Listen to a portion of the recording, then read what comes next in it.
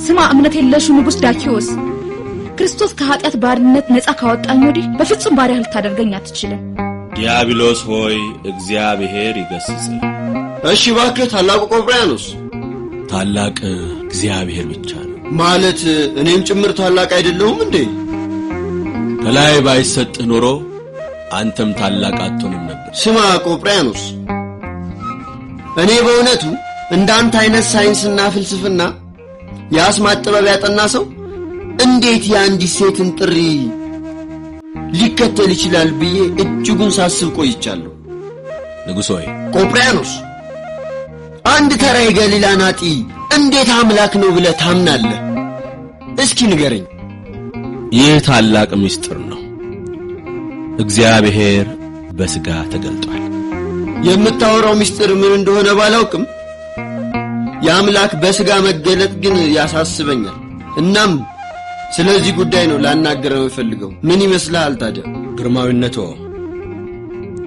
በመጀመሪያ አምላክ ሰው መሆን ይችላል። ሰው ግን በፍጹም አምላክ መሆን የሚቻለው አይደለም።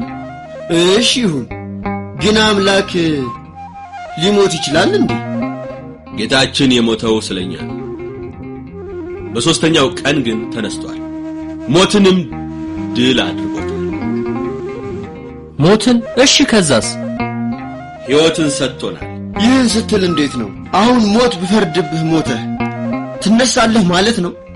በፍርድ ቀን እነሳለሁ። የፍርድ ቀን?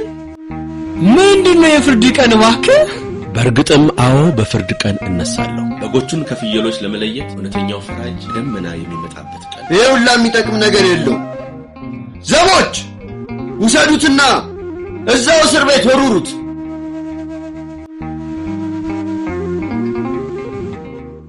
ምንድነው ግርማዊነቱ? በእርግጥ ምንም መጥፎ ነገር የለም። ለቆጵርያኖስ እምነት ምክንያቱ አንቺ እንደሆንሽ ሰምቼ ነበር። ንጉሥ ሆይ እኔ እኮ ደካማ ሰው ነኝ። በምንም አይነት ሁኔታ የአባቴ የሊቀ ጳጳሱ ታላቅ እምነት ምንጭ ሊሆን የሚቻለኝ ሰው አይደለም።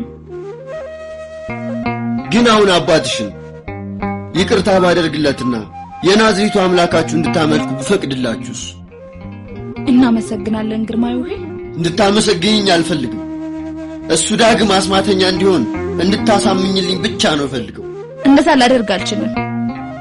ከእግዚአብሔር ጋር ለመሆን መንገድ የጀመረ ሰው ፈጽሞ ወደ ኋላ አይመለከትም።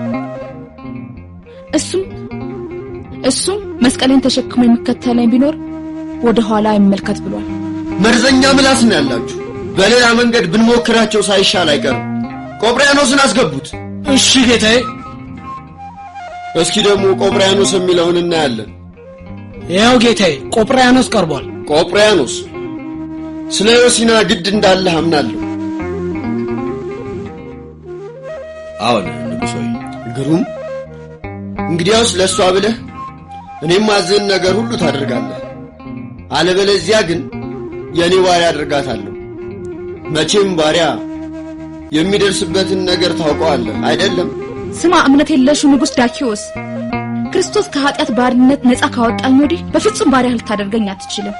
ዲያብሎስ ሆይ እግዚአብሔር ይገስጽህ። ከእናንተ ጋር መነጋገር ምንም አይጠቅምም። ዘቦች ይህችን ሴት አሁኑን ውሰዱና ለውሾች ወሩሩላቸው። ይህን እብድ ሰውዬ ደግሞ እዚያው እስር ቤት ወሩሩት። እስኪ አምላካቸው ምን እንደሚያደርግላቸው እናያለን።